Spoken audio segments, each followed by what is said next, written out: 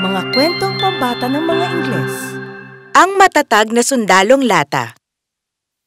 Ang kwentong ito'y nangyari ngayon lamang kasalukuyan. Si Mono ay isang batang nakatira sa isang malaking bahay kasama ang kanyang mga magulang. Mahilig siya sa laruan kaya napakarami ng mga ito. Sa tuwing may bagong laruan sa merkado, siguradong bibilhin ito ng mama at papa ni Mono. Kaya puno ang kanyang kwarto ng mga teddy bear, mga Barbie at laruang kotse. Isang araw, binigyan siya ng kanyang mama ng isang kahong gawa sa lata. Anong nasa loob, Mama? Para ito sa pinakamamahal kong anak, mga sundalong lata. Ngayon, meron ka ng sarili mong army. Sila na ang bahala sa'yo. Wow! Mga sundalong lata! Nasa loob ang 100 munting sundalo na gawa sa lata.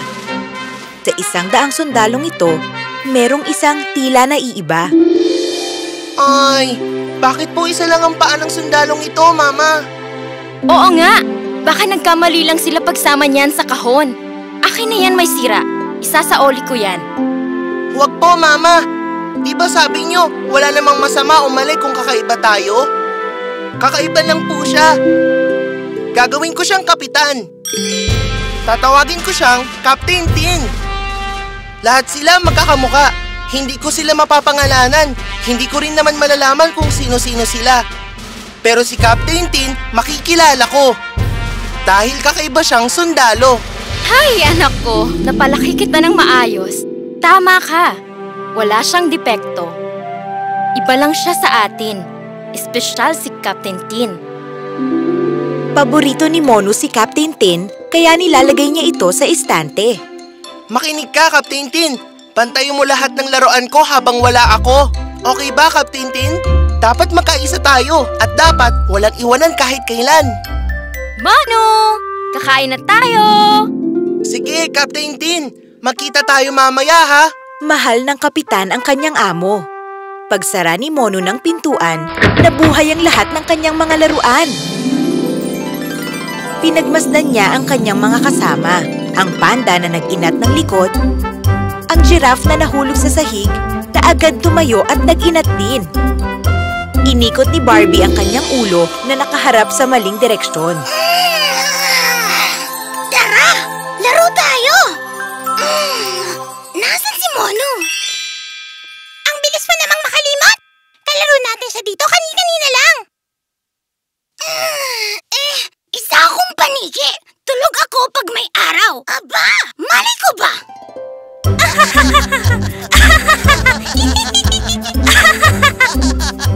Pero hindi sila pinapansin ni Captain Tin dahil nakatitig na lamang siya sa kinang na natatanaw niya sa malayo. At naroon nga siya, isang manikang papel na ballerina sa isang malaking palasyo. Kumikinang ang mga batong nakalagay sa kanyang damit. Pero pinakamakintab ang malaking puso na nasa gitna ng kanyang damit. Nakatayo lamang siya sa isang paa habang ang isa na may nakataas sa kanyang likuran. Katabi niya ang isang lawa sa labas lamang ng palasyo. Iniilawan ng tubig ang mukha ng ballerina. Siya lang ang tinititigan ni Captain Tin. Wow! Siya ang pinakamagandang babaeng nakita ko sa buong buhay ko! Si Tracy, sangayon ako dyan. Lagi lang siyang nakatayo sa isang paa. Pursigiti siyang ballerina. Oh, pasensya na po kayo. Ipagpamunin niyo po ang sinabi ko. Hindi ko na malayang kinakausap ko na palang sarili ko. Aba, tunay ka ngang sundalo. Magalang at mapagkumbaba. Isa pong karangalan, Ginoo. Salamat po. Yun lamang ang napag-usapan ng dalawa, pero hindi makalimutan ni Captain Tin ang sinabi ni Ginoong Dolphin, si Tracy, ang ballerina. Agad na pagtanto ng munting sundalo na napapaibig na siya sa magandang ballerina. Lumipas na ang gabi. Naglalaro at nagtatawanan pa rin ang mga laruan. Pero si Captain Tin, patuloy pa rin ang pagsulyap kay Tracy mula sa malayo. Gusto ko siyang lapitan at kausapin. Pero ano namang sasabihin ko? Tatanggapin kaya niya ako? Pwes, kailangan kong subukan. Hindi yung ganito lang na hinahangaan ko siya sa malayo. Ginoong Dolphin, pwede niyo po ba akong tulungan bumaba dito? Gusto kong puntahan at kausapin si Tracy. Gusto kong magtapat ng aking nararamdaman. Aba, syempre naman. Pero may gusto muna akong sabihin sa'yo kung pahihintulutan mo. Ano yun? Si Tracy ang pinakamagandang balerina dito at ikaw naman ay isang sundalo na may isang paa. Tingin mo ba matatanggap ka niya? Pasensya ka na. Kaibigan kita at ayaw ko lang namang masaktan ka. Naiintindihan kita, Ginoong Dolphin. Totoo naman yung sinasabi mo. Pero kulang man ang paa ko, hindi ibig sabihin noon na wala akong puso. Dapat niyang malaman na may umiibig sa kanya. Hindi ko pwedeng ipilit na mahalin din niya ako. At alam kong posible din namang hindi niya ako gusto.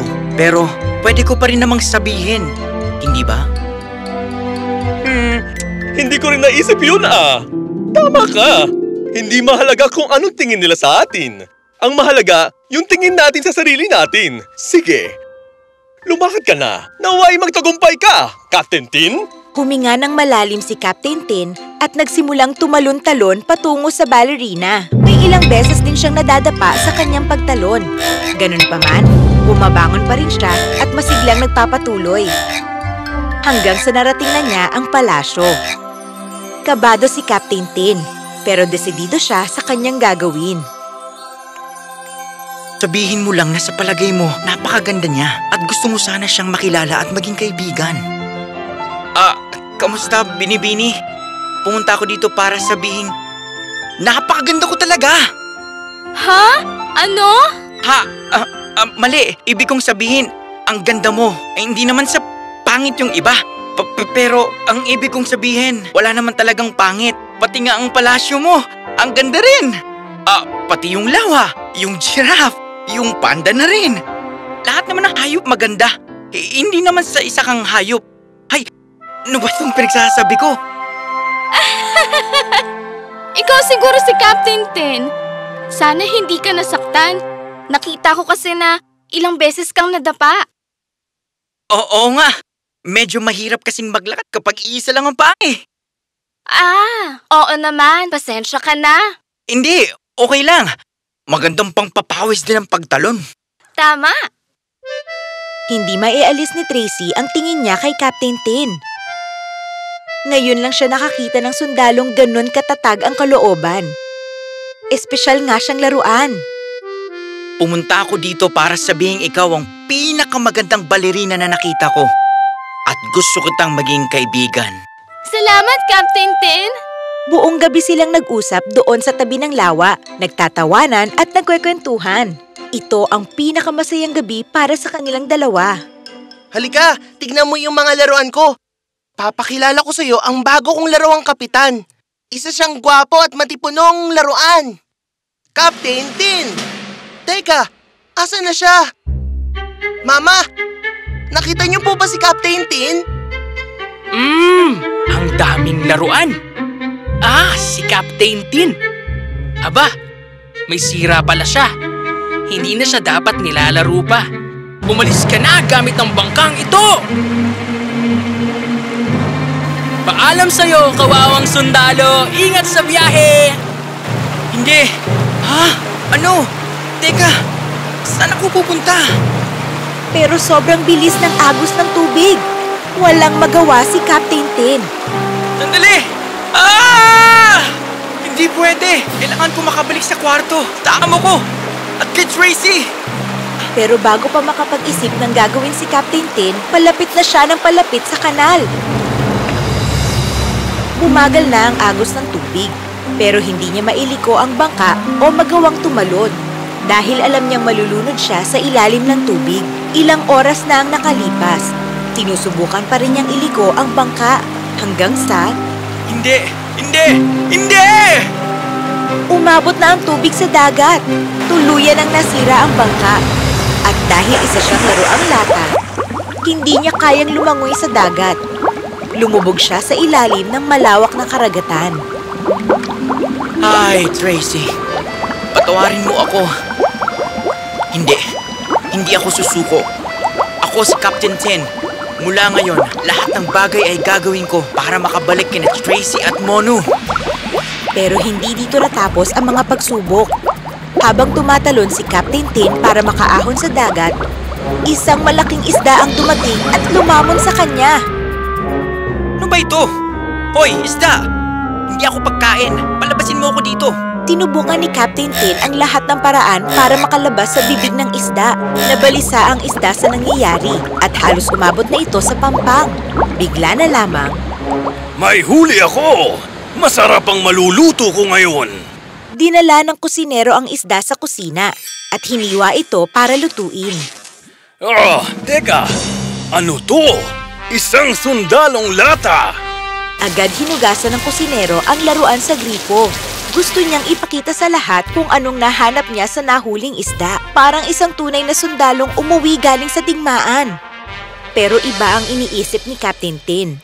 Hindi niya kilala ang kusinero, pero napansin niya ang kanyang paligid. Parang kilala ko ang lugar na ito. Nananaginip lang ba ako? O baka tumama ang ulo ko kung saan? At tama siya.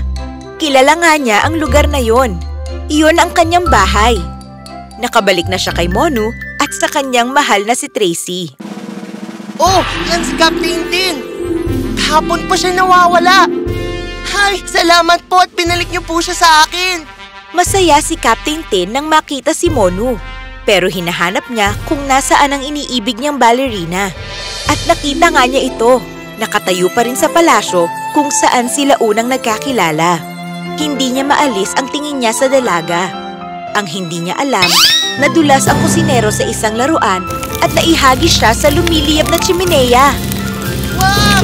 Captain Tin! Pero huli na ang lahat. Natutunaw na si Captain Tin. Pero hindi niya naramdaman ang apoy dahil nakatingin lang siya kay Tracy. Patuloy din ang tingin ni Tracy kay Captain Tin. Kung pwede lang sana siyang sumama sa sundalo. At bigla, nakaisip ng paraan si Monu. Agad siyang tumakbo at binuksan ang bintana. Ayan! Hihipan ng hangin yung apoy para mamatay! Pero sa halip na mapatay ng hangin ang apoy sa tsimeneya, hinipan nito ang papel na ballerina patungo sa apoy. Hala, nako! Tracy! Pinanood ng ibang mga laruan habang nasusunog si Tracy at si Captain Tin. Natuwa ang lahat sa kanilang nakita.